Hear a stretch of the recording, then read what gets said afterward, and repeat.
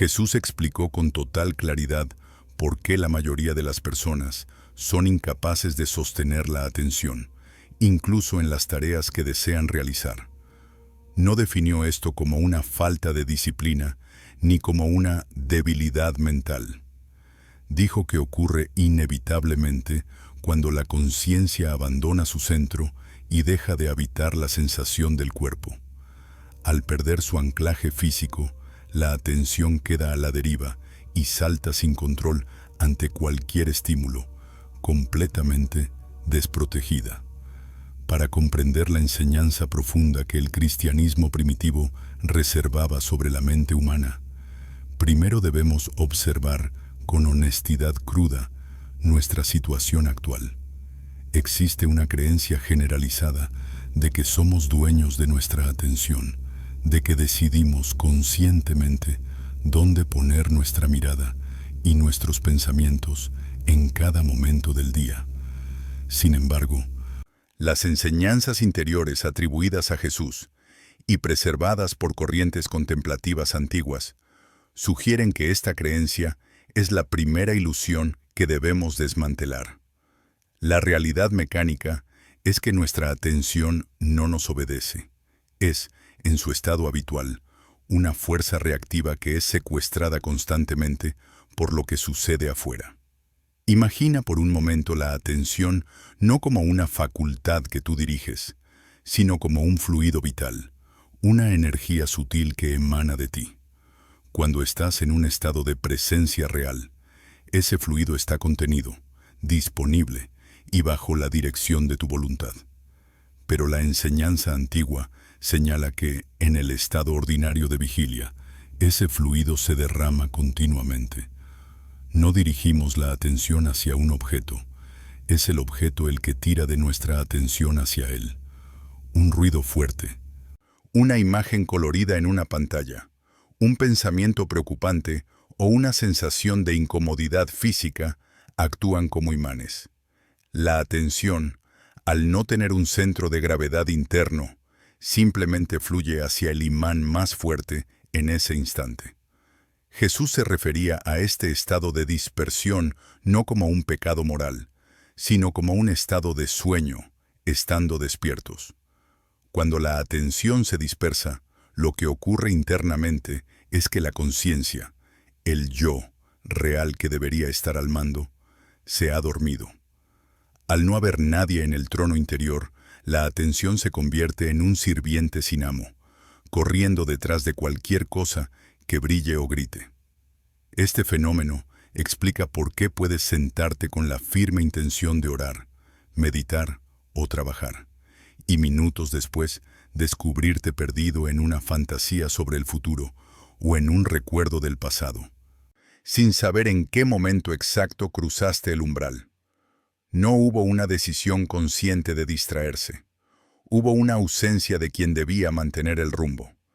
Los textos apócrifos y las tradiciones del desierto describen esta inestabilidad como la danza de los demonios mentales, o los logismoi, pensamientos errantes que asaltan la mente. Sin embargo, la explicación técnica es mucho más cercana a la física que a la mística supersticiosa. Se trata de una cuestión de anclaje. Si un barco no echa el ancla, la corriente más suave se lo llevará. De la misma manera, si la conciencia no está anclada en una realidad tangible, y veremos más adelante que esa realidad debe ser el cuerpo, la atención no tiene dónde agarrarse. Se vuelve volátil, se convierte en vapor. Esta dispersión tiene un costo altísimo que rara vez calculamos. Cada vez que nuestra atención es arrastrada involuntariamente, perdemos una fracción de nuestra energía vital. Nos fragmentamos.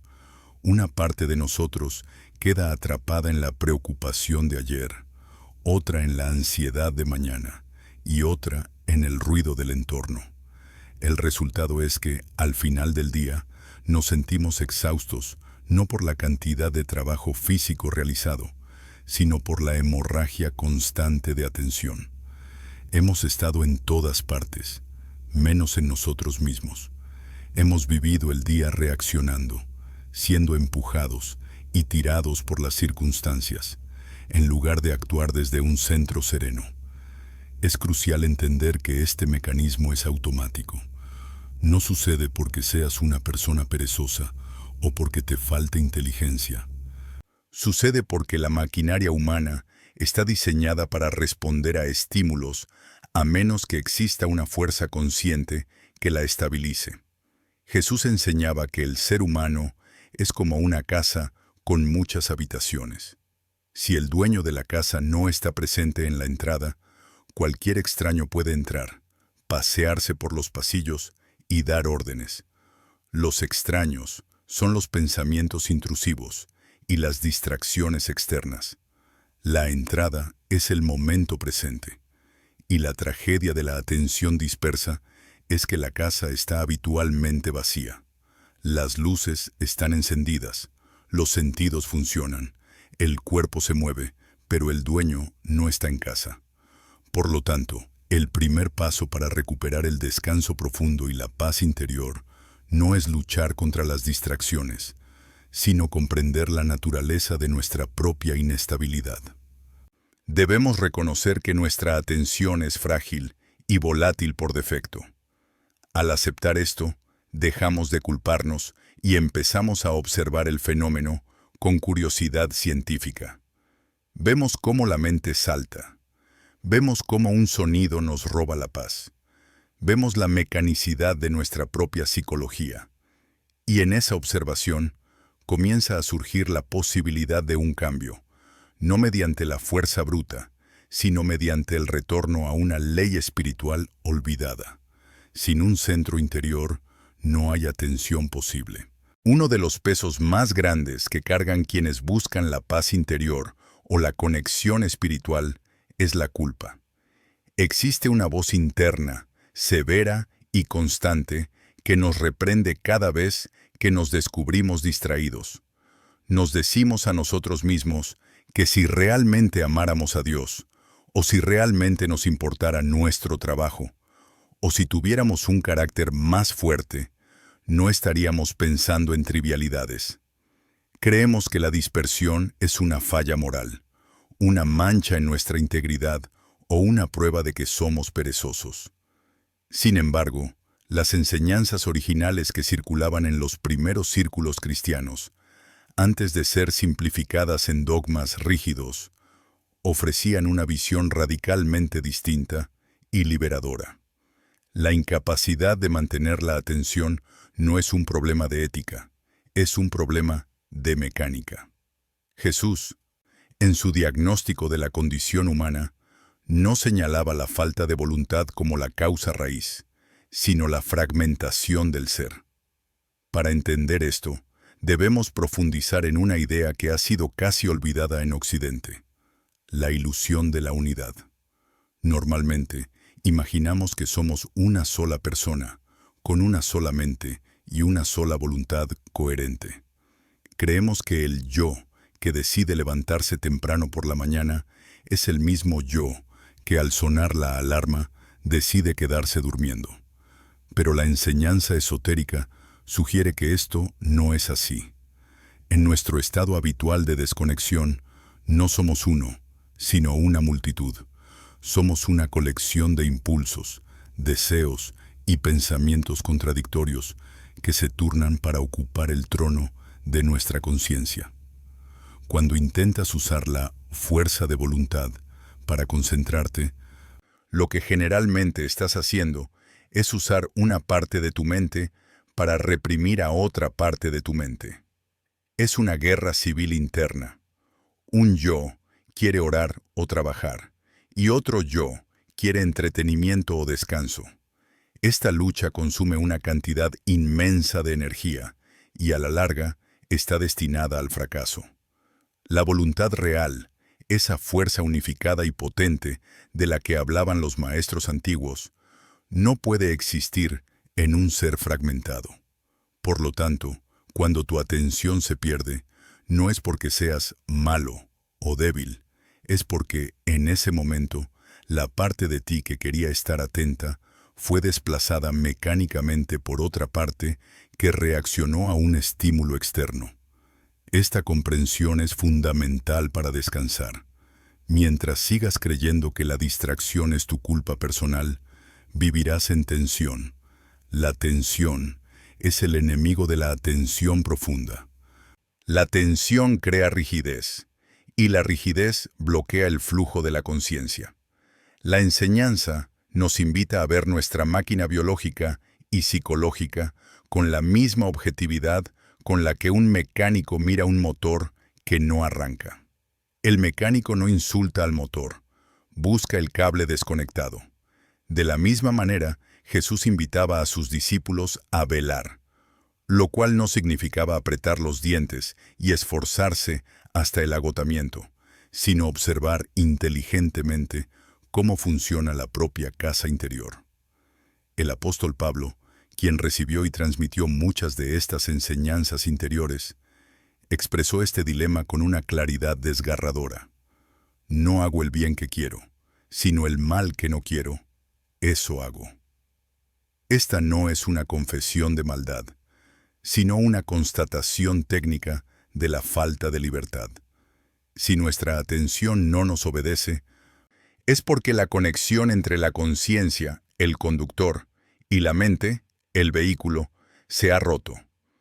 Imagina un carruaje donde el conductor se ha bajado o se ha quedado dormido en el asiento trasero. Los caballos, que representan nuestros sentidos y pensamientos asociativos, irán a donde les plazca, persiguiendo cualquier pasto verde que vean al borde del camino. ¿Es culpa de los caballos? No, es su naturaleza. ¿Es culpa del carruaje? No. El problema es simplemente la ausencia del conductor en su puesto. La fuerza de voluntad, tal como la entendemos modernamente, ese esfuerzo tenso y sudoroso por mantener el control, es a menudo una trampa del ego. El ego cree que puede controlar la mente con la mente, pero un pensamiento no puede controlar a otro pensamiento por mucho tiempo. Eventualmente, el pensamiento rebelde ganará por desgaste. La verdadera autoridad sobre la atención proviene de un nivel superior a la mente pensante, un nivel que Jesús llamaba espíritu o el reino interior. Este nivel no lucha, simplemente ve, y al ver desde una posición de calma y autoridad, ordena. Por lo tanto, el primer paso hacia la sanación de nuestra atención fracturada es renunciar a la violencia contra nosotros mismos. Debemos soltar el látigo de la autocrítica. Entender que la dispersión es mecánica nos permite relajarnos.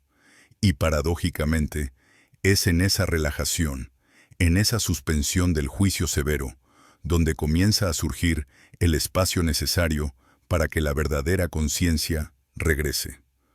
No puedes forzar a tu atención a quedarse quieta gritándole, del mismo modo que no puedes calmar las aguas de un lago golpeándolas con un palo. La quietud y el enfoque surgen cuando dejas de agitar el agua, cuando comprendes que la falta de voluntad no se cura con más esfuerzo, sino con una reingeniería de tu presencia interior. La enseñanza oculta nos dice que la voluntad no es algo que se tiene, sino algo que se es. Solo cuando estás presente, cuando habitas tu cuerpo y tu momento, tienes voluntad. En el momento en que te vas, en que te pierdes en la fantasía, pierdes tu ser, y con él, pierdes tu voluntad. Así que la práctica no consiste en intentar ser fuerte en el futuro, sino en volver a ser real en el ahora. La debilidad que sientes no es un defecto de fábrica, es simplemente el síntoma de una ausencia. Tú no estás ahí, y como no estás ahí, la máquina funciona sola, en automático, respondiendo a los vientos del mundo. Reconocer esto no es deprimente. Es el comienzo de la verdadera libertad. Al dejar de luchar contra los síntomas, podemos empezar a buscar la causa, la desconexión de nuestro propio centro. Para desenredar el nudo de nuestra mente y encontrar el camino hacia el descanso verdadero, debemos realizar una cirugía delicada en nuestra comprensión de nosotros mismos. Existe una confusión fundamental que nubla nuestra percepción, un error de vocabulario que oculta una profunda verdad psicológica. Tratamos las palabras atención y conciencia como si fueran sinónimos, como si significaran exactamente lo mismo. Sin embargo, en la tradición de las enseñanzas interiores, estas dos facultades son completamente distintas.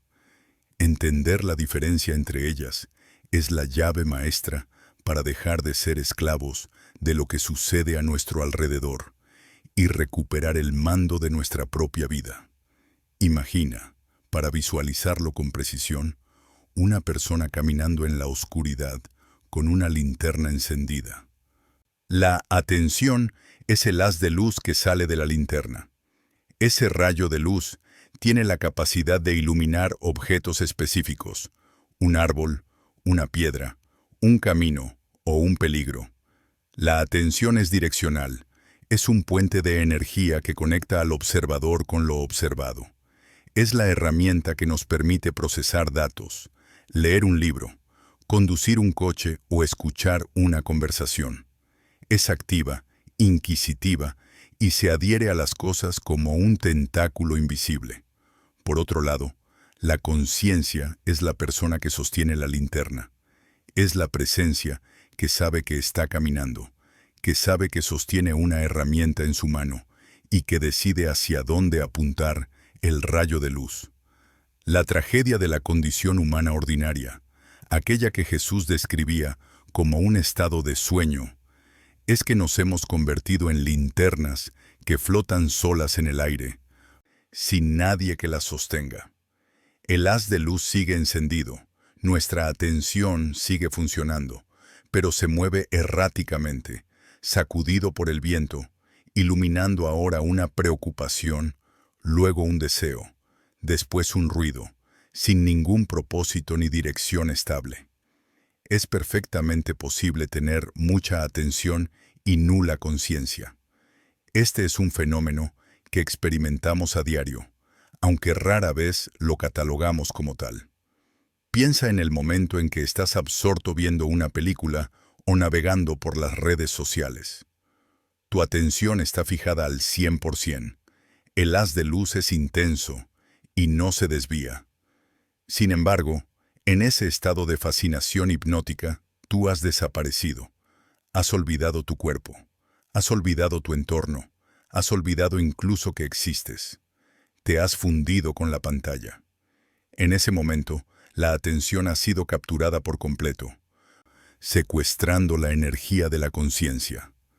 Eres un espectador que ha sido absorbido por el espectáculo hasta el punto de creer que él es el espectáculo.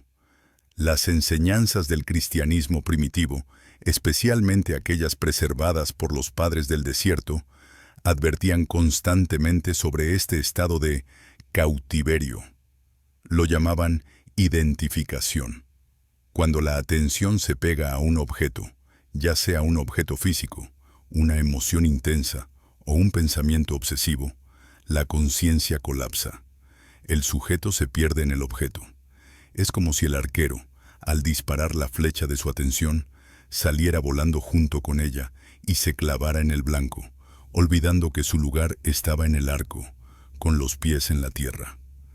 Esta distinción es vital porque la mayoría de nuestros intentos por concentrarnos fracasan al enfocarse en el extremo equivocado de la ecuación. Tratamos de manipular el haz de luz, la atención, forzándolo a quedarse quieto sobre una tarea aburrida o sobre una oración, mientras la mano que debería sostenerlo, la conciencia, está dormida o ausente. Es una lucha inútil. Si la conciencia no está presente, la atención operará bajo su propia ley mecánica, la ley de la fascinación. Irá inevitablemente hacia lo que brille más, hacia lo que grite más fuerte o hacia lo que prometa placer inmediato. Jesús hablaba de la necesidad de velar, una palabra que en el griego original implica mucho más que simplemente no dormir físicamente. Implica mantener encendida la lámpara interior. La lámpara es la conciencia de sí mismo. Cuando la conciencia se enciende, ocurre un cambio milagroso en la percepción. Empezamos a ver dos cosas simultáneamente. Vemos el objeto al que miramos, el árbol, la pantalla, el trabajo, y al mismo tiempo nos sentimos a nosotros mismos mirando. El circuito se cierra. Ya no hay solo un rayo de luz perdiéndose en la oscuridad. Hay un retorno. Hay un yo que sabe que está mirando. Esta doble flecha de atención, una que va hacia afuera, hacia el mundo, y otra que permanece adentro, anclada en el observador, es el secreto de la estabilidad mental. Sin este anclaje en la conciencia, la atención es voraz y agotadora. Nos drena porque, al pegarse a todo lo que nos rodea, nos desgarra. Dejamos pedazos de nuestra alma en cada interacción, en cada noticia que leemos, en cada discusión mental. Al final del día, nos sentimos vacíos porque, literalmente, nos hemos vertido hacia afuera hasta la última gota. No hemos conservado nada en el recipiente interior. La recuperación de la atención, por tanto, no es un ejercicio de fuerza muscular mental. No se trata de apretar la mente para que no se mueva. Se trata de dar un paso atrás, hacia el que sostiene la linterna. Se trata de despertar a la conciencia. Cuando la conciencia despierta y ocupa su lugar, la atención se vuelve dócil, suave y potente. Ya no es un perro salvaje tirando de la correa. Es un rayo láser preciso que se mueve solo cuando y donde la voluntad real lo indica. Entender esto cambia nuestra relación con el descanso y el sueño. A menudo no podemos dormir porque nuestra atención sigue pegada a los eventos del día, reproduciéndolos en un bucle infinito. La conciencia está ausente y la atención, como una rueda que sigue girando por inercia, continúa procesando basura.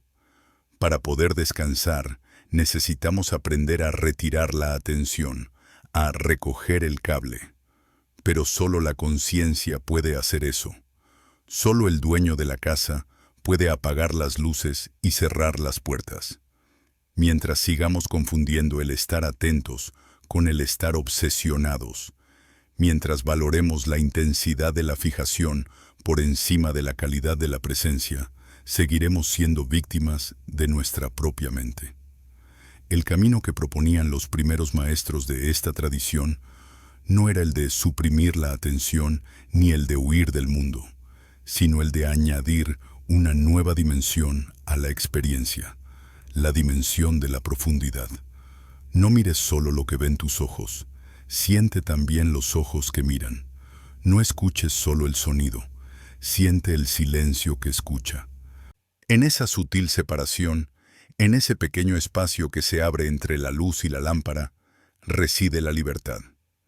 Es allí donde la atención deja de ser una cadena que nos ata al mundo y se convierte en la herramienta sagrada para explorarlo sin perdernos en él.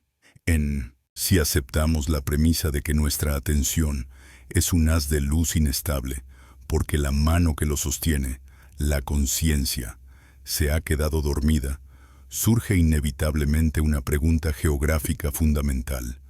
¿Dónde debería estar esa conciencia? ¿Cuál es su lugar natural?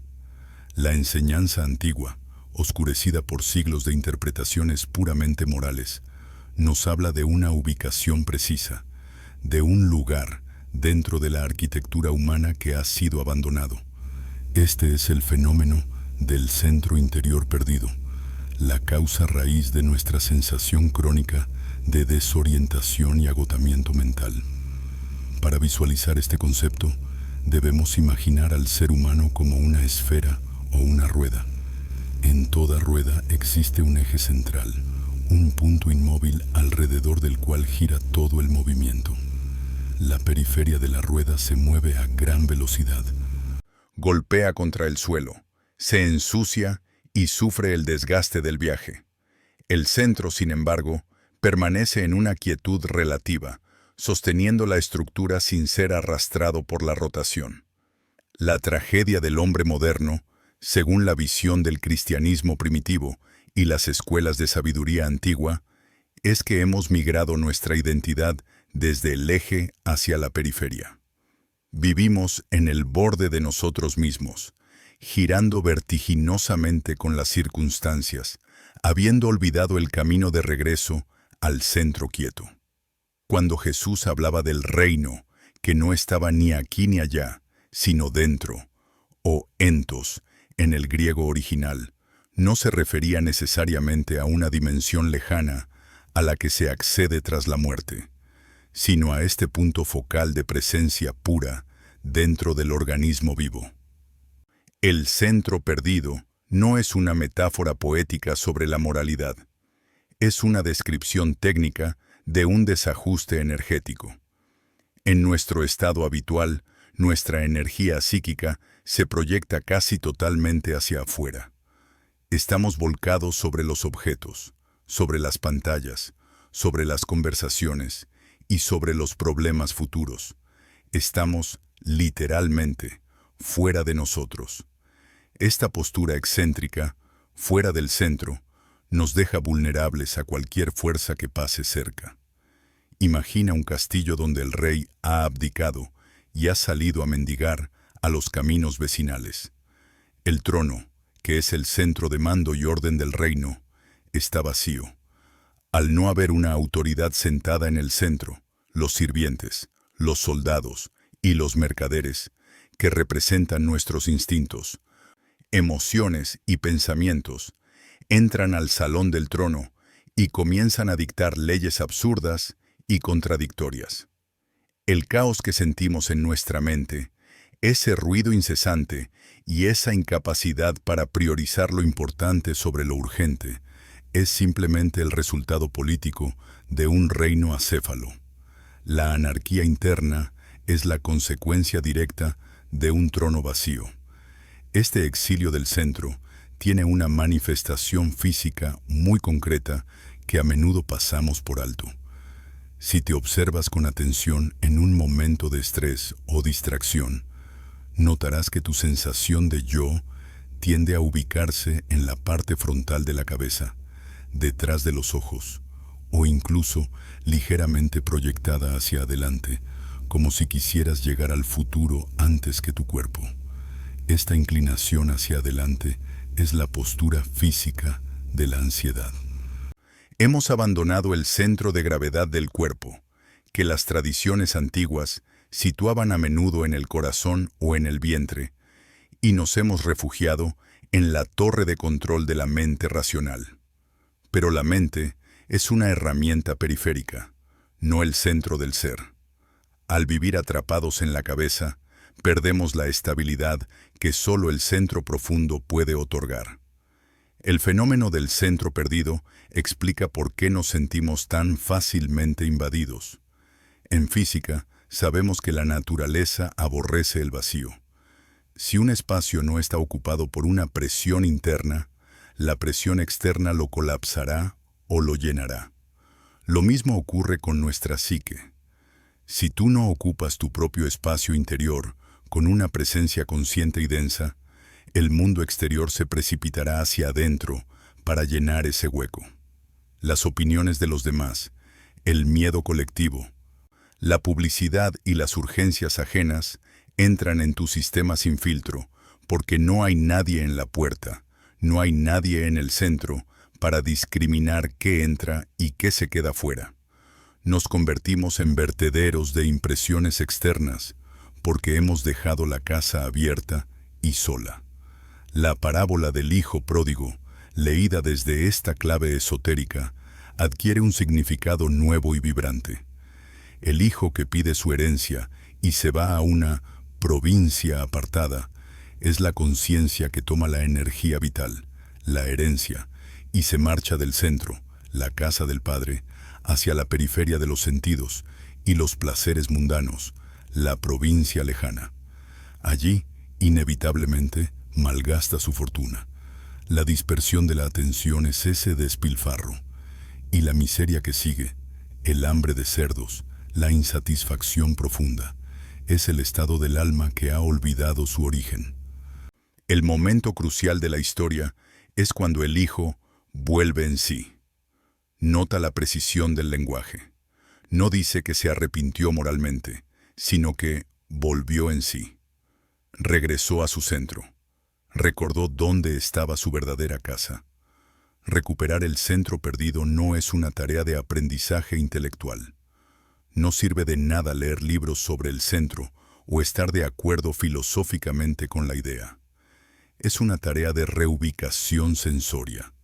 Requiere un acto físico y sutil de caer hacia adentro, de retirar la inversión emocional que tenemos puesta en la superficie de la vida y depositarla nuevamente en el núcleo de nuestra propia existencia.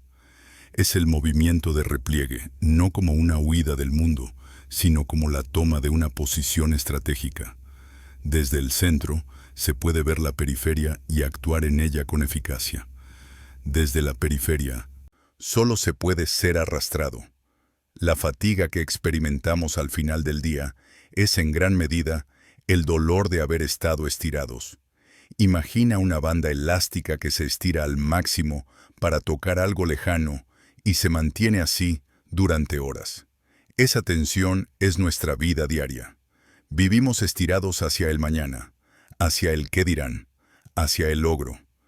El centro perdido es el punto de reposo donde la banda elástica recupera su forma original. Sin ese retorno periódico al origen, la elasticidad del alma se rompe. La enseñanza oculta de Jesús nos invita a dejar de intentar arreglar la rueda girando más rápido y, en su lugar, a encontrar el camino de regreso al eje quieto, el único lugar donde el movimiento y el descanso no son opuestos, sino una misma cosa. Mientras la conciencia siga vagando por la periferia, la atención será siempre una hoja al viento. Solo al ocupar de nuevo el trono interior, el caos exterior comienza a ordenarse por sí mismo. Ante el descubrimiento de nuestra propia dispersión, la reacción instintiva de casi todo buscador sincero es recurrir a la fuerza. Nos damos cuenta de que hemos perdido el hilo de la oración, de la lectura o del momento presente y sentimos una punzada de frustración. Inmediatamente, contraemos los músculos de la frente, apretamos la mandíbula y emitimos una orden interna silenciosa, pero violenta. Concéntrate. Tratamos de agarrar a nuestra mente rebelde por el cuello y obligarla a mirar lo que nosotros queremos que mire. Sin embargo, las enseñanzas profundas del cristianismo primitivo y de la sabiduría perenne nos advierten que este enfoque no solo es inútil, sino que es activamente contraproducente. Tratar de controlar la mente usando la fuerza de la propia mente es el error fundamental que perpetúa el caos interior. Para entender por qué este esfuerzo fracasa, debemos analizar la naturaleza de lo que llamamos lucha contra los pensamientos.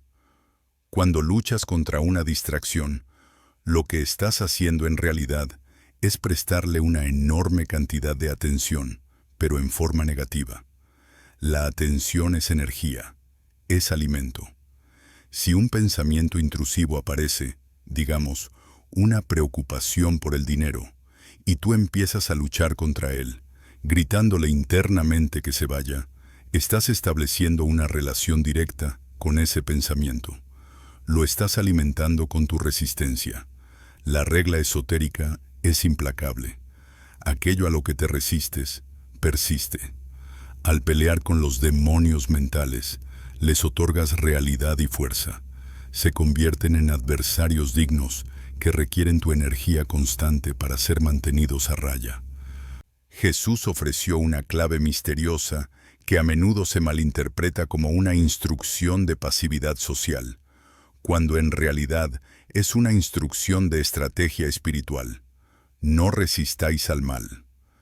Aplicado al mundo interior, esto significa no entrar en combate directo con los mecanismos automáticos de la mente. Si tratas de detener un pensamiento a la fuerza, creas una tensión psíquica, una fricción interna. Esa fricción divide tu energía en dos. Una parte que quiere distraerse y otra parte que quiere imponer silencio. El resultado es un estado de guerra civil interna que agota tus reservas vitales en cuestión de minutos. Quien trata de meditar o trabajar apretando los dientes termina con dolor de cabeza, no con paz espiritual. La tensión mental es, en sí misma, una forma de ruido. No se puede alcanzar el silencio interior a través del ruido del esfuerzo. Existe una paradoja que los maestros del desierto conocían bien. No puedes aquietar las aguas golpeándolas con una plancha de hierro para que se queden lisas. Cada golpe crea más olas.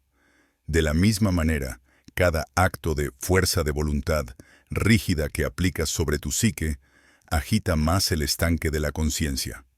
La mente se rebela contra la tiranía. Si la tratas como a una bestia de carga que debe ser latigada, la bestia se encabritará. Además, este esfuerzo por controlar suele cometer el error de operar desde la misma superficie que intenta arreglar. Es el ego tratando de arreglar al ego. Es un pensamiento, debo concentrarme, tratando de someter a otro pensamiento, quiero divertirme. Ambos están hechos de la misma sustancia. Ambos existen en el mismo nivel horizontal. Un pensamiento no tiene autoridad real sobre otro pensamiento. Solo pueden desplazarse mutuamente por un tiempo breve. La verdadera autoridad, como vimos, proviene de la conciencia, que está en un nivel superior, vertical, por encima del flujo del pensamiento. El síntoma físico de este error es inconfundible.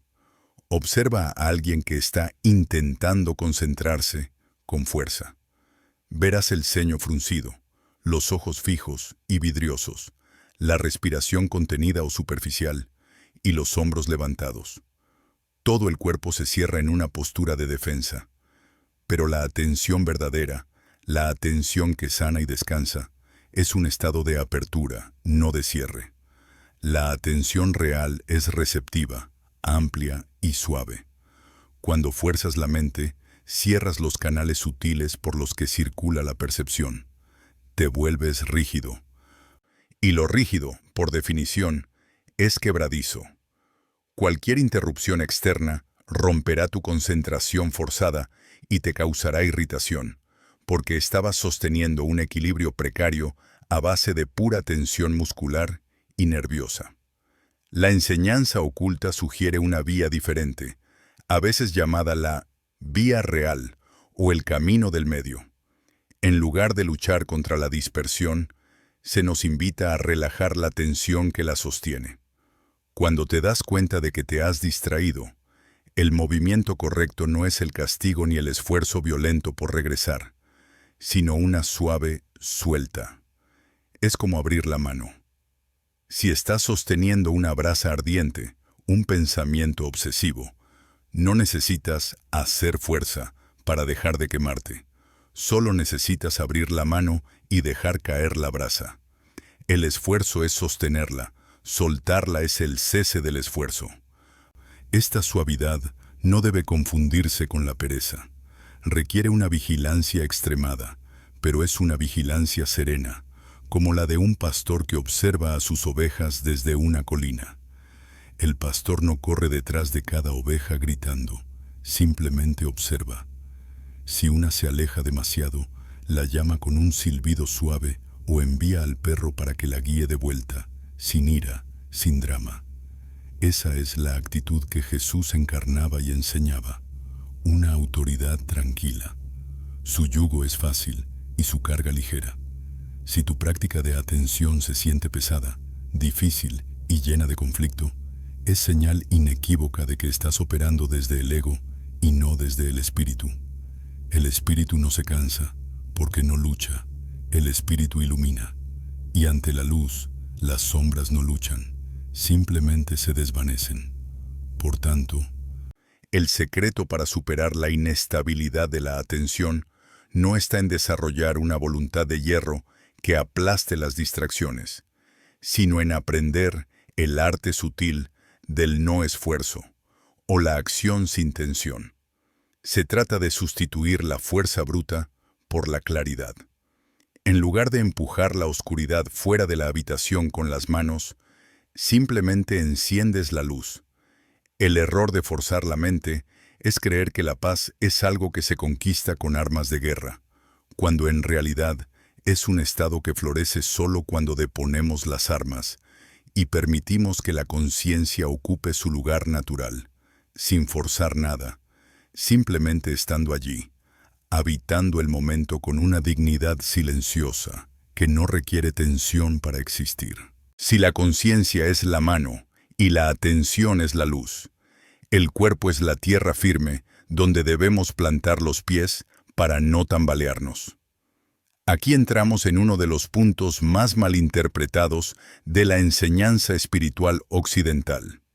Durante siglos, una interpretación dualista ha convencido a los buscadores de que el cuerpo es un obstáculo, una cárcel de carne pesada que impide el vuelo del espíritu. Se nos ha dicho que para encontrar a Dios o para alcanzar la paz mental, debemos ignorar el cuerpo, trascenderlo o mortificarlo. Sin embargo, las huellas más antiguas del cristianismo original, aquellas que resuenan con la idea radical del Verbo hecho carne, apuntan a una verdad diametralmente opuesta. No puedes estar espiritualmente despierto si estás físicamente ausente. La dispersión de la atención es, en su raíz fisiológica, un estado de desencarnación temporal. Jesús no enseñaba una espiritualidad etérea destinada a convertir a los hombres en fantasmas angelicales, sino una espiritualidad de encarnación total. La razón por la que tu atención vuela como una hoja seca ante el menor viento es porque carece de peso. La mente, por su propia naturaleza, es elemento aire. Es volátil, rápida y cambiante. Los pensamientos no tienen masa. Aparecen y desaparecen en milisegundos. Si tu conciencia reside exclusivamente en tu cabeza, viviendo entre pensamientos, se vuelve tan ligera como ellos. Se mueve a la velocidad del viento mental. Para estabilizar algo tan volátil, necesitas un contrapeso. Necesitas un ancla que pertenezca a un elemento más lento y estable, el elemento tierra. Y tu tierra personal es tu propio cuerpo biológico. El secreto que la iglesia institucional a menudo olvidó, pero que los monjes del desierto y los esicastas guardaron celosamente, es que el cuerpo es el laboratorio de la atención. No podemos sostener la atención en el vacío. Intentar mantener la mente quieta usando solo la mente es como intentar sostenerse en el aire tirando de los propios cordones de los zapatos. Es físicamente imposible. La conciencia necesita un sustrato donde posarse, y ese sustrato es la sensación interna del cuerpo. Cuando Jesús hablaba del cuerpo como templo, no estaba usando una metáfora piadosa para sugerir que no debemos tatuarnos o comer mal. Estaba describiendo una realidad técnica. Un templo es un lugar habitado por una presencia sagrada. Si el templo está vacío, se convierte en una cueva de ladrones. Los ladrones son, nuevamente, los pensamientos mecánicos que saquean nuestra energía. La práctica olvidada consiste en llenar el cuerpo con la conciencia. La mayoría de nosotros, en nuestro estado habitual de vigilia, no sentimos nuestro cuerpo a menos que nos duela algo o tengamos una necesidad fisiológica urgente. Tenemos una imagen mental del cuerpo. Sabemos que tenemos brazos y piernas, pero no los habitamos sensorialmente momento a momento. Vivimos en una abstracción. Caminamos por la calle, pero nuestra conciencia no está en las plantas de los pies, sintiendo el impacto contra el suelo. Está en una conversación imaginaria con un jefe o una pareja. Comemos, pero no sentimos el sabor ni la textura en la boca. Estamos consumiendo noticias en el teléfono. Esta ausencia de la sensación corporal es lo que deja a la atención desprotegida. Para comprender la solución, debemos distinguir con precisión quirúrgica entre pensar en el cuerpo y sentir el cuerpo. Pensar en tu mano es crear una imagen mental de ella o recordar su forma. Esto sucede en el cerebro y consume energía mental. Sentir tu mano, en cambio, es un acto directo de percepción que no requiere palabras ni imágenes. Es dirigir la atención hacia adentro para contactar con la vibración vital, el calor o el hormigueo sutil que anima la materia biológica. Cuando logras contactar con esa sensación interna, ocurre algo milagroso. El flujo de pensamientos se ralentiza inmediatamente. No puedes pensar intensamente y sentir intensamente tu cuerpo al mismo tiempo. La sensación corporal actúa como un freno natural para la rueda acelerada de la mente. La enseñanza oculta sugiere que la encarnación es un proceso continuo, no un evento que ocurrió solo al nacer. Cada mañana, cada instante, debemos elegir entrar de nuevo en el cuerpo. Cuando la atención se dispersa, es señal de que hemos salido. Nos hemos convertido, momentáneamente, en espíritus errantes desconectados de nuestra base.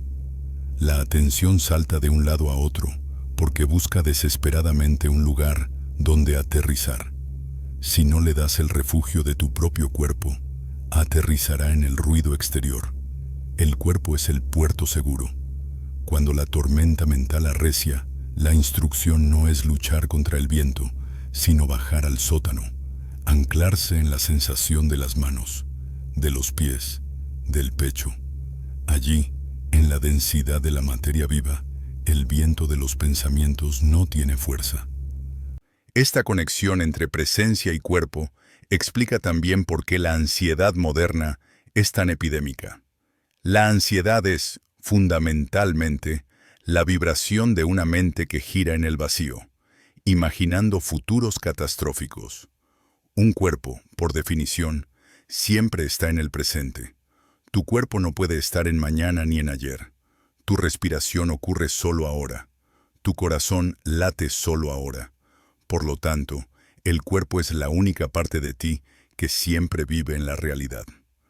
La mente es una viajera del tiempo, siempre escapando hacia lo que fue o lo que será. Si quieres traer tu atención al presente, el único lugar donde existe la paz, debes atarla a lo que ya está en el presente, tu organismo físico.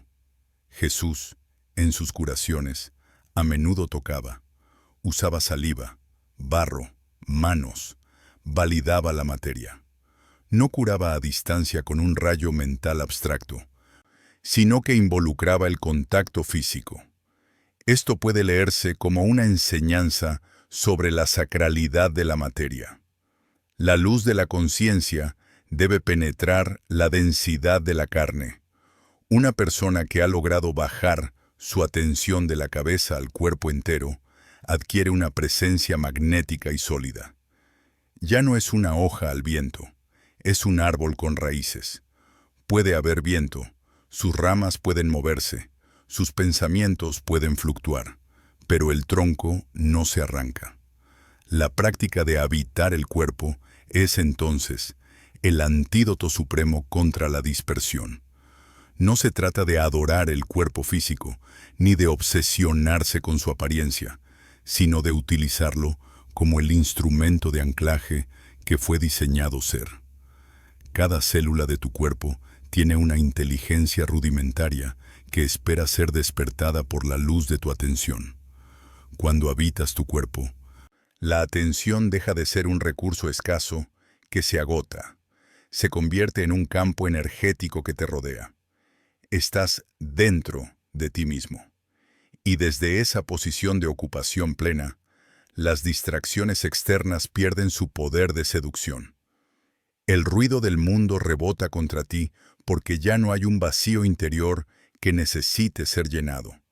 Estás lleno de tu propia presencia. Estás, finalmente, en casa. Una vez que hemos comprendido que la mente volátil necesita un contrapeso físico para no perderse En la dispersión, surge la necesidad de un vehículo específico, un puente tangible que una la orilla de la conciencia con la orilla del cuerpo. Ese puente, venerado en todas las tradiciones antiguas y central en la mística del cristianismo primitivo, es la respiración. Sin embargo, en nuestro contexto moderno, hemos reducido la respiración a un mero intercambio de gases, una función biológica automática que damos por sentada. Hemos olvidado el secreto etimológico y práctico que Jesús y sus contemporáneos conocían íntimamente.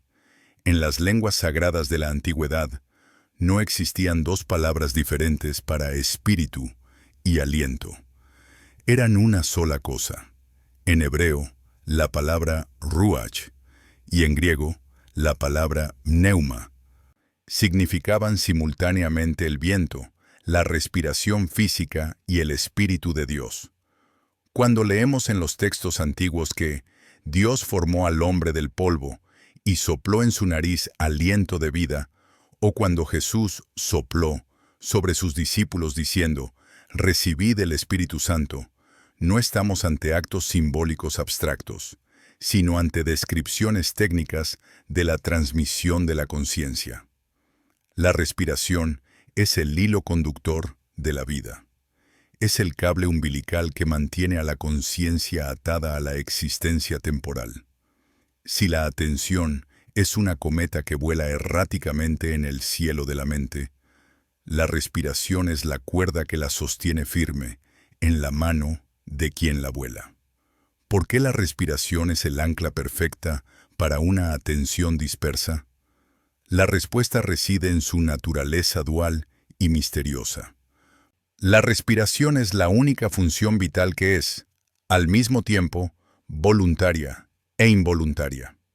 Tu corazón late sin que tú se lo pidas, y no puedes detenerlo a voluntad. Tu digestión ocurre en la oscuridad de tus vísceras sin tu intervención. Pero la respiración habita en la frontera. Sigue funcionando mientras duermes, dirigida por el sistema nervioso autónomo, pero en cuanto despiertas y decides tomar el mando, puedes modificar su ritmo, su profundidad y su pausa. Es la puerta giratoria entre el consciente y el inconsciente. Es el único lugar de tu fisiología donde tu voluntad consciente puede entrar físicamente en el sistema automático y calmarlo. Los antiguos monjes, los esicastas y los padres del desierto descubrieron que la mente errante no puede ser detenida con argumentos lógicos, pero puede ser seducida por el ritmo. La atención es como un animal inquieto. Si la encierras en una jaula vacía, el silencio forzado se golpeará contra los barrotes. Pero si le das algo rítmico y suave que seguir, se calmará. La respiración ofrece ese movimiento constante y perpetuo. Es un objeto de atención que siempre está cambiando. El aire entra fresco, el aire sale tibio, el pecho sube, el diafragma baja, lo que satisface la necesidad de novedad de la mente, pero al mismo tiempo es siempre igual, lo que induce al trance y al reposo. El error fundamental que cometen muchos buscadores modernos al intentar usar la respiración es, nuevamente, la manipulación. Creen que deben realizar ejercicios complejos, contar segundos, retener el aire o hiperventilar para lograr un estado espiritual. Pero la enseñanza oculta de Jesús apunta a la simplicidad de la observación, no a la acrobacia pulmonar. La instrucción no es respira de esta manera especial, sino sé consciente de que estás respirando. Parece una distinción trivial, pero es abismal. Cuando intentas controlar tu respiración, introduces el ego y la tensión del logro. Cuando simplemente observas tu respiración tal como es, permites que la inteligencia del cuerpo se regule a sí misma, y en ese acto de humilde observación, la atención se funde con el ritmo vital. Esta práctica de anclaje respiratorio tiene un efecto inmediato sobre la percepción del tiempo. La ansiedad y la dispersión se alimentan del tiempo psicológico, el pasado y el futuro. Pero es físicamente imposible respirar en el pasado. No puedes guardar una inspiración de ayer. Tampoco puedes respirar en el futuro. No puedes adelantar una exhalación para mañana. La respiración es el reloj absoluto de la hora. Cada ciclo respiratorio ocurre estrictamente en el momento presente. Por lo tanto, atar tu atención a la respiración es atarla a la realidad inmediata. Si tu atención está en tu respiración, no puede estar en tus problemas, porque tus problemas siempre viven en el tiempo psicológico, mientras que tu respiración vive en el tiempo real. En la tradición contemplativa cristiana, este anclaje se llevaba a un nivel de refinamiento exquisito mediante la sincronización de la palabra sagrada con el aliento. No bastaba con respirar, había que respirar el nombre. La famosa oración de Jesús, o la oración del corazón, consistía en unir una frase breve de petición o adoración al ciclo natural de inspiración y expiración. Al inhalar, la mente se recogía hacia adentro. Al exhalar, la mente soltaba sus cargas. Esta fusión creaba una rueda de inercia positiva. La mente, que por naturaleza es parlanchina y necesita decir cosas, recibía una sola frase monótona para masticar, mientras la atención se fijaba en la sensación física del aire. De esta manera, se ocupaban los dos niveles de la mente, el nivel verbal y el nivel sensorial, dejando al observador libre en el centro. La respiración actúa también como un barómetro de la verdad interior. Jesús decía que no hay nada oculto que no haya de ser manifestado, y la respiración manifiesta el estado real de tu psique antes que tus pensamientos lo admitan. Si estás agitado, tu respiración será corta y alta. Si tienes miedo, se entrecortará. Si estás en paz, se alargará y descenderá hacia el vientre. Al observar la respiración sin intervenir, comenzamos a conocer nuestros estados internos con una honestidad brutal. Dejamos de mentirnos diciendo, estoy tranquilo, cuando nuestro aliento nos dice que estamos a punto de estallar. Y al observar esa agitación sin juzgarla, simplemente respirándola, permitimos que la emoción atrapada se disuelva y fluya. El ancla de la respiración es, en última instancia, un acto de fe y entrega. Cada exhalación es una pequeña muerte, un soltar, un vaciarse. Cada inhalación es un renacimiento, un recibir, un llenarse de nuevo de la vida que no nos pertenece, sino que se nos da. Al colocar la atención en este ciclo, recordamos nuestra fragilidad y nuestra dependencia de una fuente mayor. La dispersión mental es, en el fondo, una forma de arrogancia. Es la mente creyendo que puede resolver la vida por sí misma, corriendo de un lado a otro. Volver a la respiración es un acto de humildad. Es decir, no sé qué pasará mañana, pero sé que ahora estoy respirando. Y en esa simplicidad, la atención encuentra su descanso. No subestimes el poder de este puente aéreo. Cuando sientas que tu mente se ha roto en 1000 pedazos por las exigencias del día, no intentes pegar los trozos con pensamientos. Detente. Cierra los ojos si puedes, o manténlos abiertos pero desenfocados. Busca la sensación del aire rozando las fosas nasales. Siente cómo se inflan tus costillas. Siente el momento de suspensión antes de soltar el aire. Hazlo una vez. Hazlo 2 veces. A la tercera vez, notarás que la cometa de tu atención ha dejado de dar vueltas locas y ha comenzado a descender suavemente hacia la tierra firme de tu cuerpo. El ancla ha tocado fondo. El barco ha dejado de derivar. Estás a salvo en el puerto del aliento, el mismo aliento que, según la antigua promesa, es el espíritu moviéndose dentro de ti. Uno de los tormentos más universales de la experiencia humana, y quizás el mayor obstáculo para el descanso profundo, es la incesante voz en la cabeza. Ese monólogo narrativo que nunca se calla, que comenta todo lo que vemos, que juzga todo lo que hacemos y que ensaya conversaciones que nunca ocurrirán. A menudo llegamos a la cama exhaustos, deseando solo silencio, pero la radio interna sigue encendida a todo volumen. Las enseñanzas ocultas del cristianismo primitivo, al abordar este fenómeno, nos ofrecen una perspectiva radicalmente distinta a la psicología moderna. Este ruido no es un exceso de actividad intelectual, sino un síntoma de vacío espiritual. El ruido no es señal de que tu mente sea fuerte. Es la prueba de que tu conciencia está ausente. Para comprender esta distinción sutil, debemos recordar la diferencia entre pensar y tener pensamientos. Pensar es una facultad gloriosa, activa y creativa.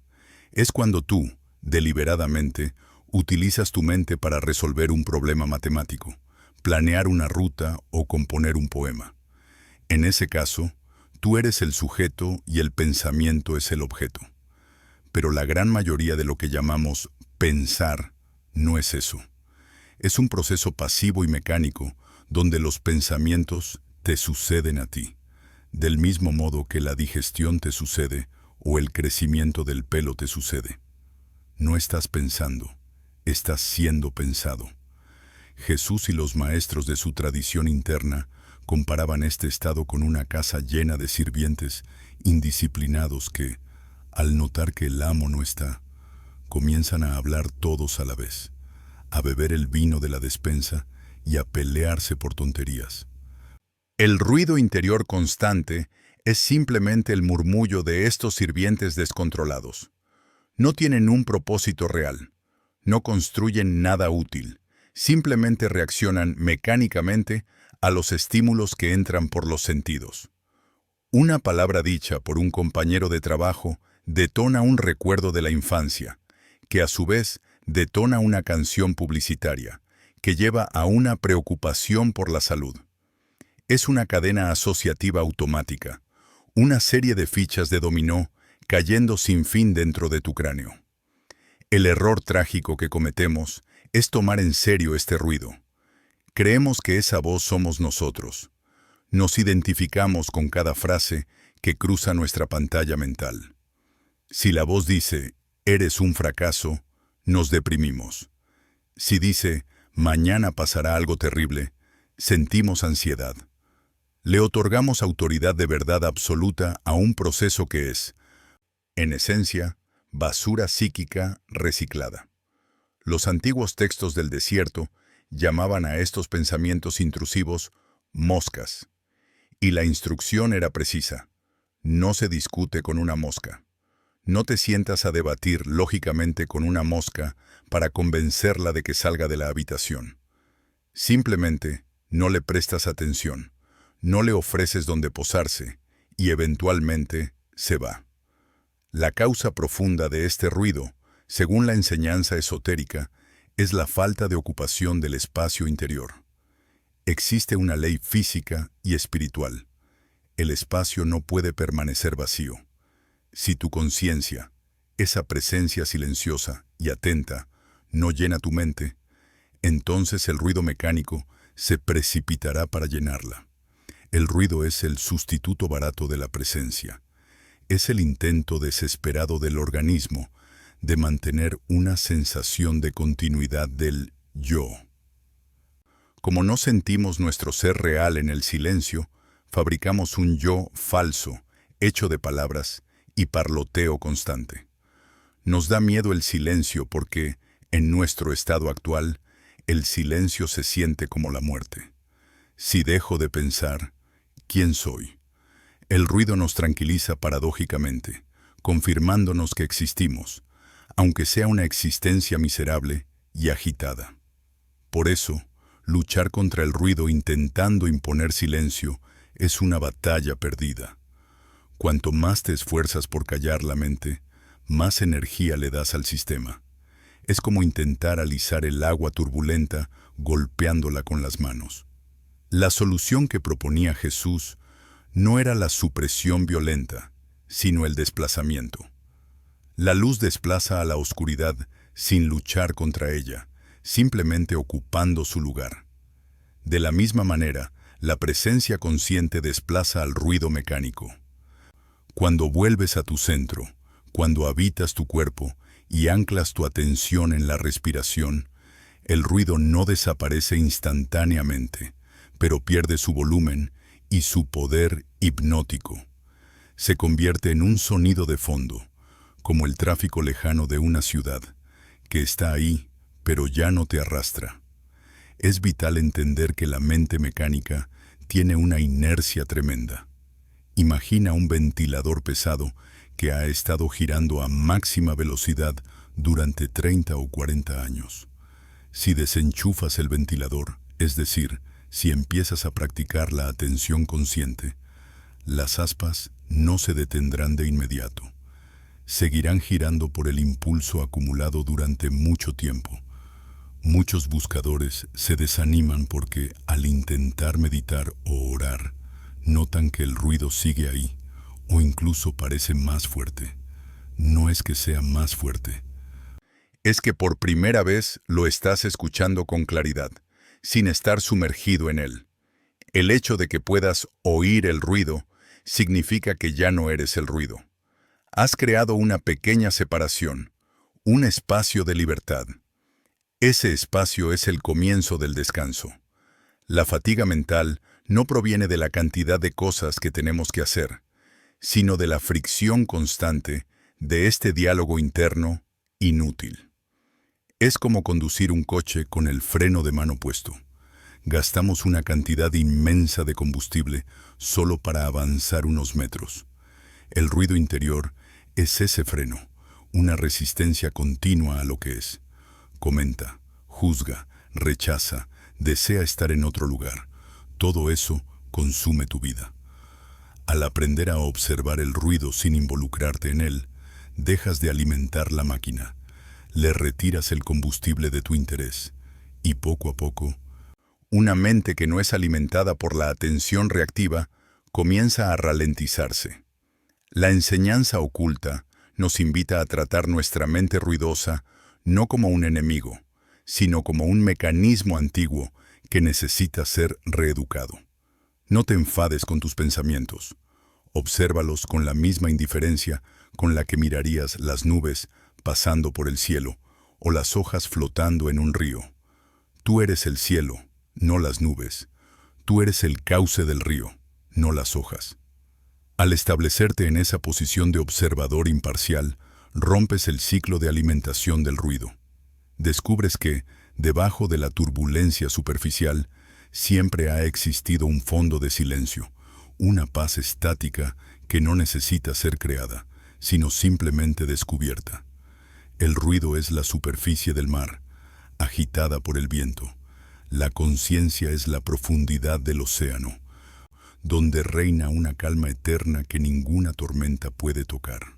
Si el ruido mental es el síntoma y la dispersión es la enfermedad, ¿cuál es la medicina precisa que recetaba el médico de almas de Nazaret? A menudo imaginamos a Jesús orando como alguien que simplemente recitaba peticiones o salmos de memoria, pero los textos más antiguos y la tradición oral de los primeros siglos nos revelan una técnica mucho más específica y rigurosa. Esta práctica se resume en una sola palabra que resuena a través de los evangelios, una instrucción que repitió más veces que cualquier mandamiento moral. Velad. En el griego original del Nuevo Testamento, la palabra es gregoreite, que significa mucho más que simplemente no quedarse dormido físicamente. Significa estar en un estado de alerta lúcida, de vigilancia sobria. En la tradición mística que floreció tras sus pasos, esta práctica se conoció como nepsis, sobriedad, o la guardia del corazón. No se trataba de una relajación pasiva para sentirse bien, sino de una disciplina activa y marcial de la conciencia. Jesús no subía a la montaña solo para sentir paz. Subía para montar guardia sobre su propio ser, para asegurar que el canal entre lo humano y lo divino permaneciera limpio de interferencias. La técnica de la vigilancia consiste en situar a la conciencia como un portero en la entrada de la mente. Jesús ilustraba esto con la parábola del portero que debe esperar al dueño de la casa, sin saber a qué hora vendrá. Interiormente, esto significa establecer un observador justo en el umbral donde las sensaciones se convierten en pensamientos. Normalmente, vivimos con las puertas y ventanas de nuestra mente abiertas de par en par. Cualquier impresión entra, se sienta en nuestro sofá y ensucia nuestra alfombra. Entra una noticia trágica y nos devasta. Entra un comentario sarcástico y nos envenena. No hay filtro. La práctica de Jesús es la instalación de ese filtro consciente. Imagina que estás sentado en el umbral de tu propia casa interior. Ves venir a alguien por el camino, un pensamiento naciente. En lugar de dejarlo pasar automáticamente y ofrecerle comida, tu atención, lo detienes en la puerta. Le pides sus credenciales. La tradición monástica llamaba a esto la contradicción o el examen de los pensamientos. Te preguntas, ¿este pensamiento que viene es útil? ¿Es verdadero? ¿Trae paz o trae agitación? Si el pensamiento es un mensajero de ansiedad o de odio, el portero, tu conciencia vigilante, le niega la entrada. No lucha contra él cuerpo a cuerpo. Simplemente no le abre la puerta. Y un pensamiento al que no se le da entrada, al que no se le presta atención, muere de inanición en el exterior. Esta guardia del corazón es radicalmente diferente a lo que hoy conocemos popularmente como mindfulness o atención plena secular.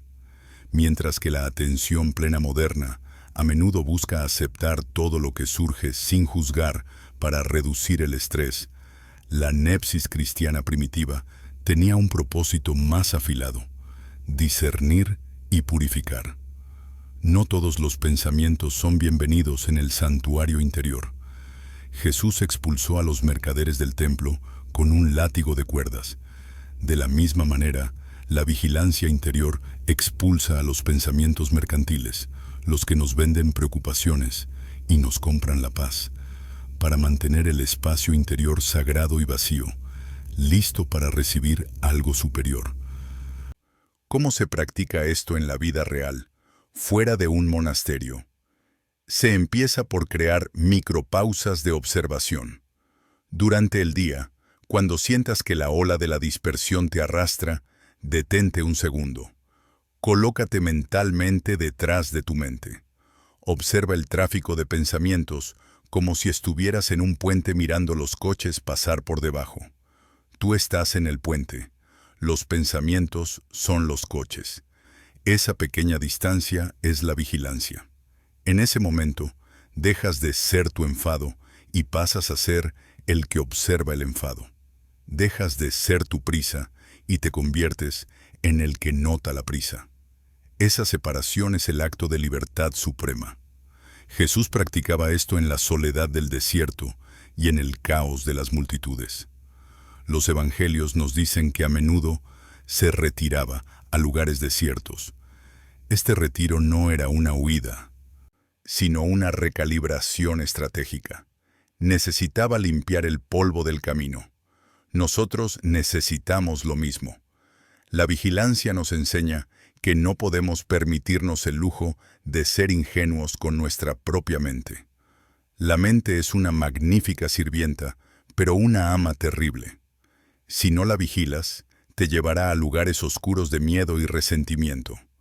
Si la vigilas, si la mantienes bajo la luz sobria de tu atención, se vuelve dócil y clara. Esta práctica también revela la naturaleza del enemigo interior. Jesús enseñó que no es lo que entra en la boca lo que contamina al hombre, sino lo que sale de ella, refiriéndose a lo que brota del corazón no vigilado. La vigilancia nos permite interceptar estos brotes tóxicos antes de que se conviertan en palabras o acciones. Es una higiene preventiva del alma. Antes de gritar, Antes de quejarte, antes de caer en la desesperación, la vigilancia te da una fracción de segundo de ventaja. En esa fracción de segundo, puedes elegir. Puedes elegir no reaccionar mecánicamente. Puedes elegir volver a tu centro. El descanso profundo que buscamos al final del día es imposible sin esta práctica durante el día. Si hemos dejado entrar a todos los intrusos durante 12 horas, no podemos esperar que la casa esté tranquila y limpia al momento de dormir. La cama estará llena de los huéspedes que dejamos pasar, las preocupaciones de la oficina, las discusiones pendientes, los miedos. La vigilancia diaria es la limpieza continua que prepara el descanso nocturno. Quien ha velado durante el día, quien ha protegido la puerta de su corazón, llega a la noche con el templo vacío y silencioso. La práctica que Jesús usaba no era un superpoder divino inalcanzable, era el ejercicio humano supremo de la responsabilidad. Era la negativa a vivir como un autómata. Lo que os digo a vosotros, a todos lo digo, velad. Esta advertencia resuena hoy con más urgencia que nunca en nuestra era de distracción masiva. No regales tu atención, no dejes la puerta abierta. Sé el portero de tu propia vida. Solo cuando aprendes a custodiar tu mundo interior, puedes ofrecer al mundo exterior una acción verdaderamente amorosa y eficaz, porque ya no actúas desde la confusión, sino desde la claridad de un rey que ocupa su trono, despierto, atento y en paz. Ahora que hemos recorrido el mapa de nuestra propia dispersión y hemos comprendido que la falta de atención no es un defecto, sino un desplazamiento, llega el momento de cerrar el círculo. El día ha terminado. Las batallas del mundo exterior han quedado suspendidas. Ya no hay necesidad de vigilar las fronteras con la intensidad del mediodía, ni de gestionar el tráfico de los pensamientos con la agudeza del portero. Ha llegado la hora sagrada del retorno. La enseñanza final que nos dejaron los antiguos maestros no es sobre cómo seguir luchando, sino sobre cómo rendirse correctamente. Es el arte de volver a casa. Durante las horas de vigilia, nuestra conciencia ha estado proyectada hacia afuera, como los rayos de un sol que iluminan la tierra. Hemos tocado objetos, hemos resuelto problemas, hemos interactuado con otros. Pero para poder dormir y descansar verdaderamente, ese sol debe ponerse, los rayos deben recogerse. La energía que hemos dispersado en la periferia de nuestra vida debe ser llamada de vuelta al núcleo. Este es el movimiento de la noche, la inhalación cósmica donde todo lo que estaba afuera regresa adentro. Te invito ahora, en la privacidad de tu propio ser, a realizar este movimiento físico y espiritual. No necesitas hacer ningún esfuerzo mental. No necesitas visualizar luces complejas, ni recitar fórmulas. Solo necesitas obedecer a la gravedad natural de tu espíritu. Siente por un momento el peso de tu cuerpo. Siente cómo la cama o el asiento te sostienen sin pedirte nada a cambio. Esa sensación de soporte es la primera señal de que puedes soltar el control. La tierra te tiene. No necesitas sostenerte a ti mismo. Lleva tu atención suavemente, lejos de la pantalla de tus párpados, lejos de la frente, donde habitualmente se agolpan las preocupaciones. Imagina que tu conciencia es un líquido cálido y pesado, como miel dorada o aceite sagrado, que comienza a descender lentamente desde tu cabeza. Siente cómo baja por detrás de tus ojos, relajándolos. Siente cómo desciende por tu garganta, disolviendo las palabras no dichas, los nudos de la expresión. Deja que siga bajando, suave y densa, hasta llegar al centro de tu pecho. Aquí, en el espacio interior del pecho, detrás del esternón, las tradiciones antiguas situaban el trono o la cámara nupcial. Es el centro magnético de tu ser. Es el lugar donde la mente y el cuerpo se encuentran y hacen las paces.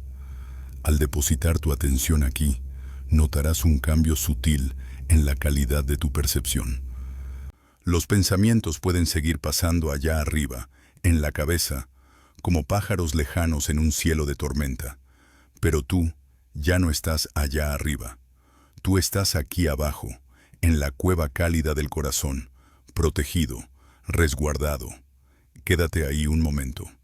Siente la respiración ocurriendo en este centro. No la fuerces. Solo siente cómo el pecho se expande mínimamente y se contrae, acunando tu conciencia como una madre acuna a un niño. Este es el ritmo del reposo. Cada vez que exhalas desde este centro, estás soltando un poco más el día que pasó. Estás dejando ir las imágenes, las conversaciones, los éxitos y los fracasos. Nada de eso puede entrar aquí. En el centro del pecho no hay tiempo, no hay mañana, no hay ayer. Solo hay este latido, este calor, esta presencia. Jesús decía: entra en tu aposento y cerrada la puerta, ora a tu Padre que está en secreto. Este aposento no es una habitación física de 4 paredes. Es este lugar en tu interior. Cerrar la puerta es retirar los sentidos del mundo. Y el Padre en secreto es esa fuente de vida silenciosa que te espera en el fondo de ti mismo cuando dejas de correr. Al descansar aquí, no estás simplemente durmiendo. Estás siendo restaurado desde la raíz. Estás permitiendo que la inteligencia profunda de la vida repare lo que la ansiedad rompió. Si notas que la atención intenta escaparse de nuevo hacia la cabeza, hacia algún pensamiento urgente, no te enfades. Con una sonrisa interior, como quien guía a un niño pequeño, tómala de la mano y tráela de vuelta al pecho. Dile suavemente: ahora no, ahora estamos aquí. Siente el calor, siente la quietud. El ruido mental se vuelve lejano, irrelevante, como el sonido de la lluvia golpeando contra los cristales mientras tú estás seco y seguro junto al fuego. Este es el secreto que se nos había olvidado. No somos nuestras distracciones. No somos nuestra incapacidad para concentrarnos. Somos la conciencia que puede decidir, en este instante final del día, regresar al centro. Somos el viajero que vuelve. Y la casa siempre ha estado aquí, esperando, con las luces encendidas y el fuego preparado. Permite que tu respiración se haga más lenta, más profunda, más abdominal. Con cada salida del aire, desciendes un escalón más hacia la profundidad de tu propio ser. Te vuelves más pesado, más suave, más real. La dispersión se ha terminado. La fragmentación se ha curado en la unidad del silencio. Ya no hay nada que buscar, nada que entender, nada que lograr. Todo lo que necesitas está contenido en este instante de presencia pura en tu corazón. Descansa ahora en esa certeza. Duerme desde tu centro. Que tu atención se apague suavemente, no por agotamiento, sino por confianza. Estás en casa, estás a salvo, estás entero. Buenas noches.